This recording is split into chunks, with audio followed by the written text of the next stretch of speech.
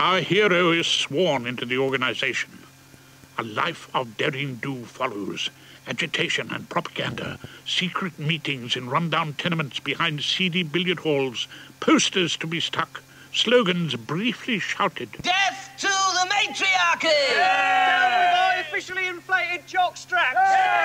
Eventually, heroically, they managed to organize a public demonstration in the wilder ends of Islington. Lads, fellow blokes, comrades, welcome to this first ever public meeting against the womanhood. At all times, I ask you to keep a vigilant eye out for the brutal and licentious women's police force, who are, of course, trying to suppress our meeting. But first, I'd like to introduce you to a simple, clean-minded lad who has a horrendous tale to tell of abuse and sadistic torture. I'm sure we're all going to enjoy listening to each particular detail of his incredibly gruesome tale. My God, it's Chris. How did he get here? Yes, I admit it. I stand before you today a ruined man. Yes, I succumbed to the rubbery lips of the world's most evil woman.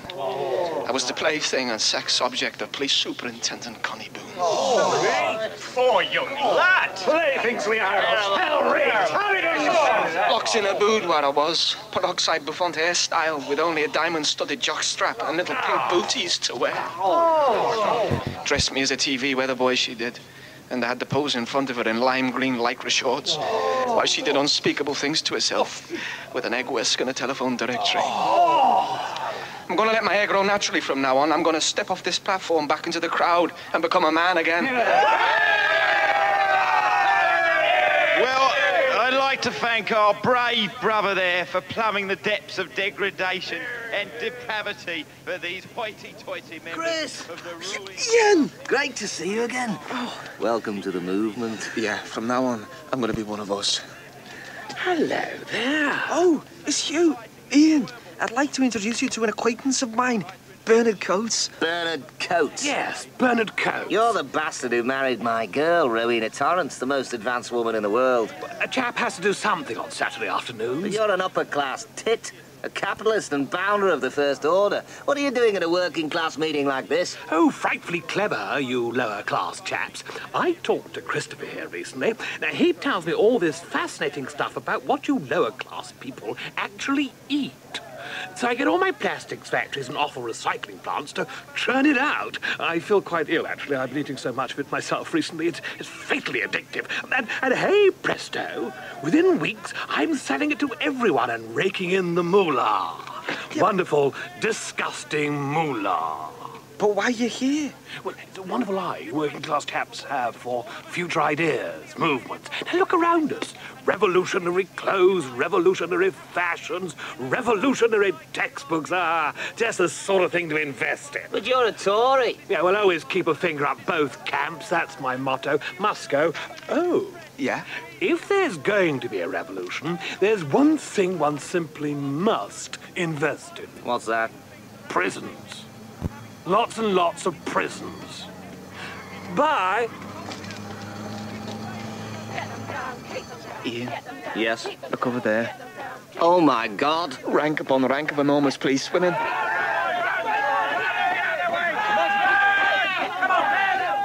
It was wonderful. Quite wonderful. Can we get this meeting to order? There they were, rank upon rank of enormous policewomen, many of them negresses. They're all rubbing their great black truncheons back and forth in their hands, their enormous thighs bulging as they started to advance upon us. Crunch, crunch, crunch. It was a sight to bring tears to the eyes of a seedy old tobacconist. Look, can we bring this revolutionary meeting to order, please? Everyone else was fleeing, retreating, placards and slogans thrown to the wind, but I started trembling. By some mysterious force, I was drawn towards these magnificent, implacable beasts lumbering towards me. I flung open my arms, crying, "Mummy! Mummy!" I thought you said you hated women. I do. I don't. Oh, it's such a complicated thing. Right. With that emotional spasm over, can we please get our revolutionary meeting underway? First, I'd like to introduce a new recruit. She's a bit of a surprise, actually. she's a woman. Yeah, I carried out a private check before the meeting, bravely turning her back on years of oppression and joining the party of the underdog. I'd like to introduce Miss Patricia Dromgoole. Dromgoole, what are you doing here? I lost my position as Father Brodie's housekeeper because I'd helped you in your romantic affair with Miss Rowena. But as luck would have it, I was swiftly appointed to the private office of Miss Connie Boon. So I can thus, because of my undying love for you, Ian McTurk, leak to our movement all her deepest secrets and plans. Which brings me on to my second point. You all saw what happened out there today. The brutality, the carnage. Yes. As an organisation, we have asked for change peacefully. That was denied. There only remains one course left. Assassination! Yes, assassination of the Prime Minister herself, Miss Lily Corbett! Tomorrow, at the Royal Albert Hall, she will be addressing the annual meeting of her government. But they'll only allow women into the meeting. Exactly! But with the help of Miss Dromgoole here, we have found a perfect way of breaching their defences. Look at them. Thousands and thousands of women in floral dresses and extraordinary hats. Just like Haz. And remember, girls, speak in a high-pitched tone like this, all right? Okay. Right, we're all looking stunning. Irresistible. Gorgeous. So let's go into the Royal Albert Hall. After you, Cecilia. No, after you, Lobelia. Security, I'd like to see your passes. It's her, the great she-elephant who must be obeyed. Don't worry, Chris. And don't forget to talk like this. Here you are. We're from the nice part of Acton. Miss Dromgoole, perhaps you'll check these names in our special filing system. Of course, Police Superintendent. I don't see why you're doing this. We are totally respectable ladies. My auntie is a spiritual advisor to a baking powder company. And my godmother once played rugby for Wigan. I'm sorry to cause you inconvenience, but we cannot be too careful with all these ghastly men about. Oh, no. Is this your first conference? It is. You needn't be worried. You'll love all the girls. I was terrified my clothes would be down. You look très smart. And my hair. Where'd you get yours done? It's so lovely. I'm glad you like it. Most people think because a girl's in uniform, she doesn't have to worry about her appearance. Stuff and nonsense, I say. They couldn't be further from the truth.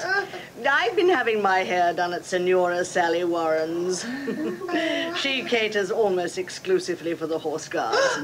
But I'm sure she could fit you in. Police Superintendent, I've checked these ladies' names in our special file, and there's nothing against them. Good. Then you're free to go through, ladies, and bon coiffure. Bye. Ta-da! And you cheeky little thing. Oh! Haven't I met you somewhere before? Me? No, I'm sure you haven't. Have you got a brother? A little brunette. Rather wistful, but quite good fun. No!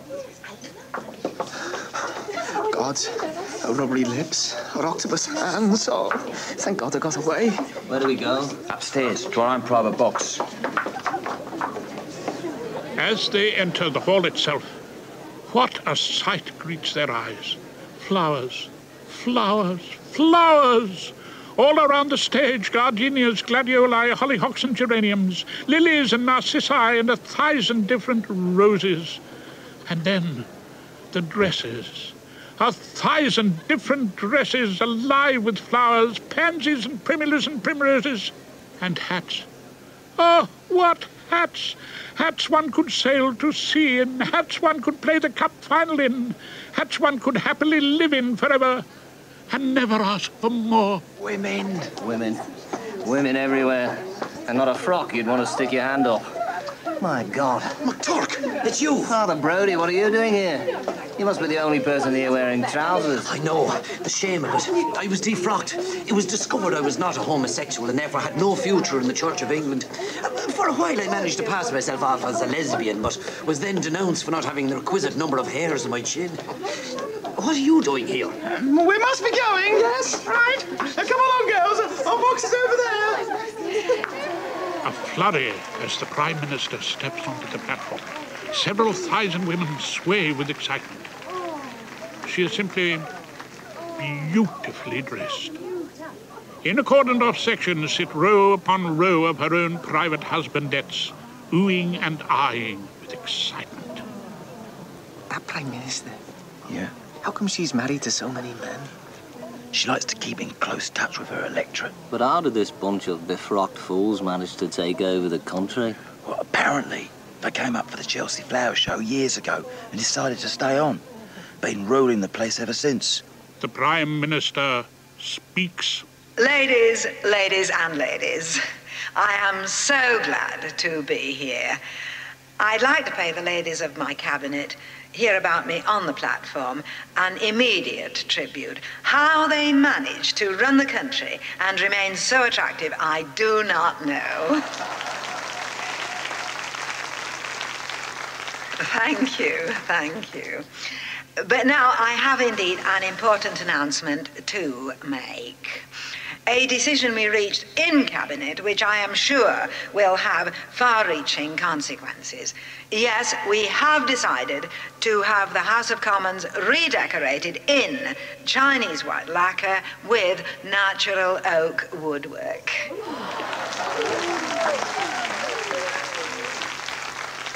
Who's delivering the rifle so we can shoot the bitch? I don't know, someone's secret in the organisation. So we just sit here like a pack of twats twiddling our thumbs? Try to look enthusiastic. Who's that? I've got the rifle. Good God, Bernard Coates, is there no depth to it? You won't sink. You bring the rifle to shoot your own wife. Well, consider it as a radical form of divorce. And you're wearing a dress. I want to go into politics. But you're a man. Wearing dresses has never been a bar to men advancing in politics. Besides... Yes? I'm officially a woman now. Really? Yes. As a result of that food you told me about, I ate so much of it that I developed awful and physically disgusting cancers, which result in my entire insides having to be removed and replaced by those belonging to an unwilling volunteer. Seeing which way the wind was blowing, I decided to go the whole hog and become a woman. What about sex? No, sex doesn't enter into it. But in case of emergency, I retain my full masculine ganglia as an optional add-on extra. You see, it's here, in my pocket. Well, I hope you don't run into any pickpockets. Well, their shock would be greater than mine. Anyway, must be going. Toodle-pip. Gosh, he's gone. Which leaves us with? Having to shoot her. You're a gullible, easily manipulated bloke, Chris. You do it. Not that gullible. Give it here. I'll do it. And now, the international field. Here before you this afternoon, I shall put a stop to all this intense speculation. I shall attend next week's international summit in a great flowing dress in white broderie anglaise with just heavenly flounces. The price was outrageous. Oh, goodness. Every woman in the hall gives a shiver of delight. A shimmer of silk, a sway of feathers, a tinkling of 10,000 pearls as the Prime Minister turns... My God, what has happened? The Prime Minister has been shot. She falls to the ground. Blood all over her wonderfully striking yellow and pink floral ensemble, while row upon row of assembled womenfolk faint quite away in hysterics and grief. That's it. Let's go. The deed has been done. Our heroes join fleeing hordes of screaming women who boil forth from the Albert Hall like porridge from a sock. As ambulance men revive the overcome and take away the body of the nation's leader, one woman, arms folded, legs akimbo, stares after them. I know who you are. I know. You want to play it rough. I'll play it rough. Yes, we repeat that news. We repeat the news. The Prime Minister has been assassinated. Read all about it. Read all about it. PM shot in the gardenias. A nation mourns. And police are searching for 3 lower-class youths dressed as upper-class women with rifles in their hands. I told you we should have changed out of these dresses. The police are everywhere. Down Miss Alley, quick. Whitehall today denied that anarchy was spreading through the nation and gunfire had broken out inside Harrods. Strong new laws are about to be announced to return the nation to stability. The news? Heterosexual relations between people of the opposite sex have been banned. We got to fight them, man. Right. We've had enough of these damned women with their damned haircuts telling us what to do. Matronizing cows. But all through this terrible crisis, one woman stood firm. One woman alone knew what to do. And we break off from this account of street fighting in Woking to take you over to Downing Street Live for a special announcement from Police Chief Connie Boon. My fellow persons, it is with great sorrow that I make this announcement, but the grave situation leaves me no alternative. I know what this nation wants. As from now, I, Connie Boon, am taking supreme control. I'll be available for photographs in 5 minutes. Read all about it. Read all about it. Gorgeous Connie in Downing Street hairdressing shame. As members of the firmer sex girls... Yes. I'll whip it, Connie girl. We must be honest. This is a crisis. You're right. You certainly are. While in the past we few girls have allowed democratic trappings and so-called elections and prime ministers to appear to rule us, we've always known that we few, police chiefs, army officers, bosses of big companies and banks, have actually run this country. Rather. Well, sir. Now our rule is under threat, and we must do something about it. There must never be a time when we women, we few, cannot sit around in tweed skirts with our legs open talking about grouse shooting. Here, here. I'll drink to that. We are, of course, already bringing the full force of our arms to bear against the rebels, but we can move against them another way, subtly. Really? Tell us, old girl. Intelligence reports tell me one of the ringleaders is a certain Ian McTurk. I happen to know this certain Ian McTurk is helplessly in love with the extraordinary and gifted Rowena Torrance. Rowena, eh? What a stunner. So I've decided to invite her over tonight. Here she is now. Rowena, dear. Auntie Connie. How good of you to drop in. What have you been doing recently? That was winter. North of the Humber is in male hands. Even girl guides and brownies have tales to tell that make hardened matrons blush. How can I help? We've discovered the identity of one of their leaders, Ian McTurk. Him? He tried to print his amorous intents on me once in a rose garden. Dirty beast. Castration is the only language they understand. What we'd like you to do, dear, and we know how awful it is to have anything to do with the opposite sex, but we would like you to use your undoubted feminine charms. You're a snorter. An absolute ripper. To lure this Ian McTurk into our grasp. Once we have their leaders, this rebellion can be flushed down the toilet pan of history. Keep firing, man! Right. Ian! Jack! This note's been delivered. It's addressed to you in a woman's hands. Hey. Take my place on the barricade. Okay. Watch out for that sniper in the Chinese takeaway. Over there. What's it say? My darling, please forgive me for the unforgivable things I did to you. I must see you at once. Yours, Rowena. Rowena. Who's it from? Rowena. She still loves me. It could be a trap. Well, I must risk that. She asked for my forgiveness. I will meet her immediately. Across the war-torn city, our lovelorn hero scurries, dodging bullets, avoiding hand-to-hand fighting, until at last he reaches a secret garden. High walls and flower beds, moonlight, Rowena.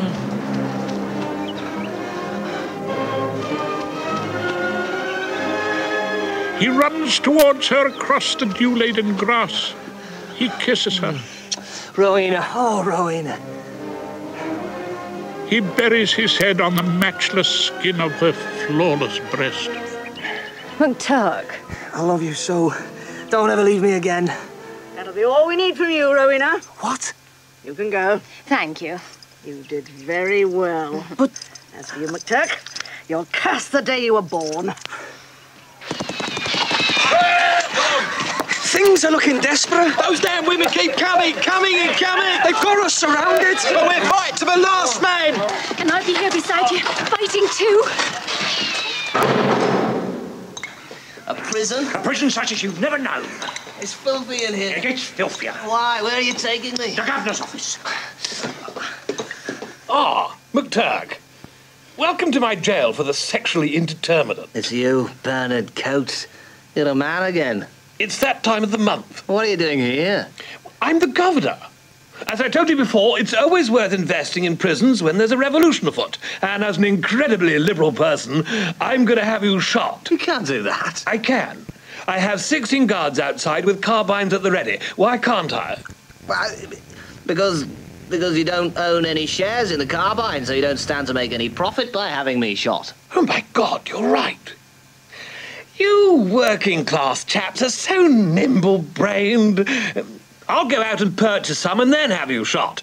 In the meantime, I'll have you thrown back into your filthy cell. That's what I've come to complain about. Really? It's outside the rules to have a filthy cell. Well, the rules have been changed. By whom? Me.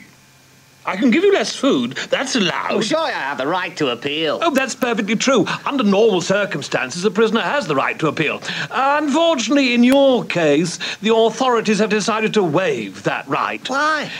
On the grounds of height. Height? Yes. You're too small. I'd really like to help you out, McTurk. I'm an extremely liberal governor, but in this case, the rules are completely inflexible. What up? Sir, take this man back there. And McTurk? Yes? Should you have any other requests or complaints, don't hesitate to come and tell me all about them. My door's always shut.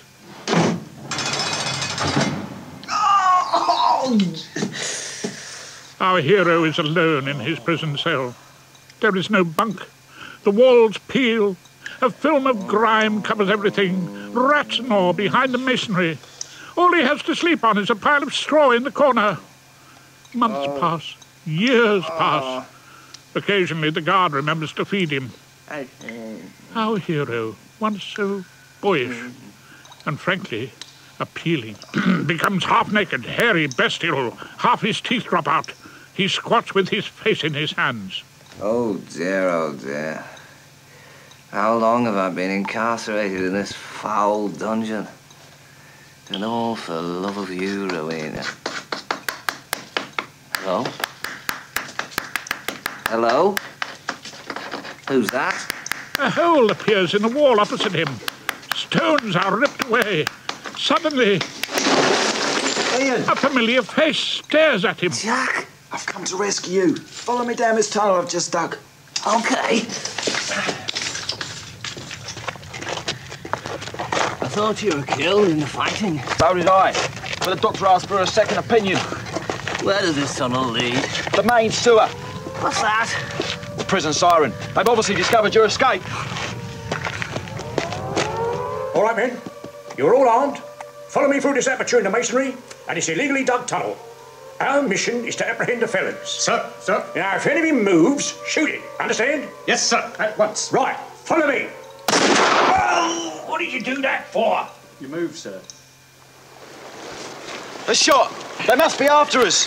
Is this the main sewer? Yes. It's colossal. There's more turds in it than the National Theatre on a Saturday night. What do we do? I'm afraid. Jump! Oh!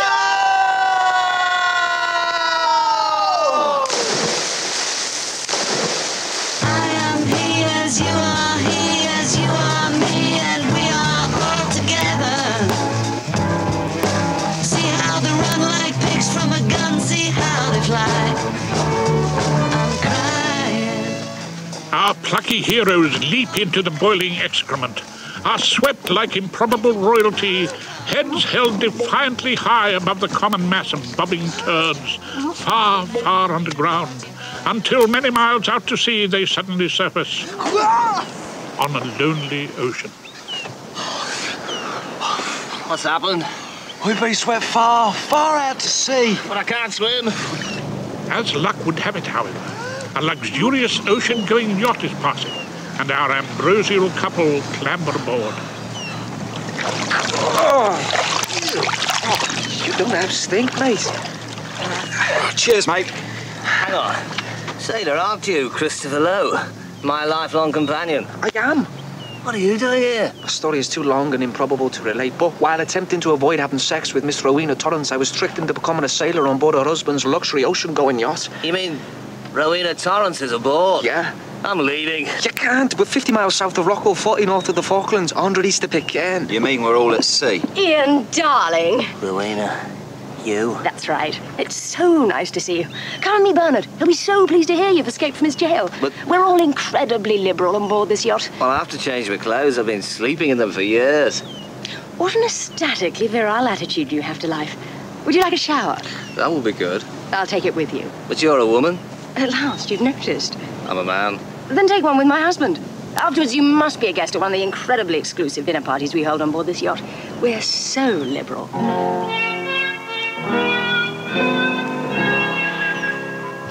You know, here am I, entertaining at my table a chap who's not only escaped from one of my high-security prisons, but with whom I've had to take a shower. Incidentally, what happened to your prison business? No money in it. Did you know, many prisoners can't even afford to pay for their own imprisonment? I had no more luck in revolutionary paraphernalia or knickknacks. Oh, but one of your tips paid off in spades. Which one? Arms. Armaments. Millions and millions of them. Machine guns, tanks, aircraft. You sure about this? Rather. And incidentally, lay off my wife. Oh! Ian McTurk! Who is it? Miss Patricia Drumgoole. What are you doing aboard this ocean-going yacht? It's a long story. Try and make it relatively short. As you know, I was sacked from the service of Father Brodie because I loved and spoke up for you. I was then sacked from the employ of Police Superintendent Connie Boon because I loved you and passed her secrets to you. Finally, I found employment as a laundry maid on board this luxury ocean-going yacht, where I keep all the linen and clothing scrupulously, indeed, miraculously clean. Miss Drumgoole, you smell so clean and pure and wonderfully starchy. I could spend my entire day in your presence just inhaling your luminous purity. But instead, I must hurry on deck for a sordid and ultimately unfulfilling tryst with Miss Rowena. Oh! We ascend to the poop deck of the yacht. The sails billow in the breeze. Only the sound of the ocean disturbs the tranquil calm of the night. Casually slipping his hand into the pocket of his yachting blazer, our hero strolls with Rowena. They stop beside a lifebelt fixed to the rail. Painted on it is the name of the yacht, the Fairy Wish. Oh, my darling, you're more beautiful than ever in the moonlight. If only you knew how through the long, lonely nights of my prison cell I've yearned for the touch of your hand. Can I kiss you? I suppose so. Your lips are an enigma. Gates I would one day like to break down and burst through into the country beyond. Why did you marry Bernard? Because he's rich. How tragic I should be born poor. Meet me secretly in your cabin tomorrow. But what about Bernard? While being staggeringly liberal, he's also insanely jealous. I shall find a way.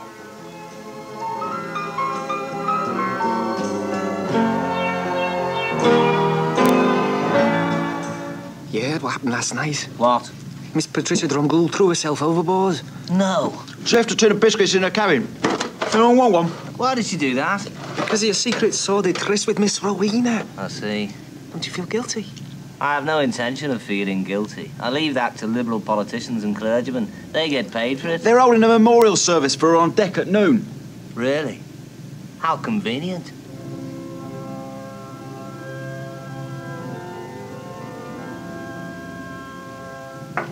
Come in. They're holding a memorial service for the woman who threw herself overboard last night for love of me. We shan't be interrupted. We shouldn't be doing this. Think of my husband. I don't find his image in the least bit stimulating.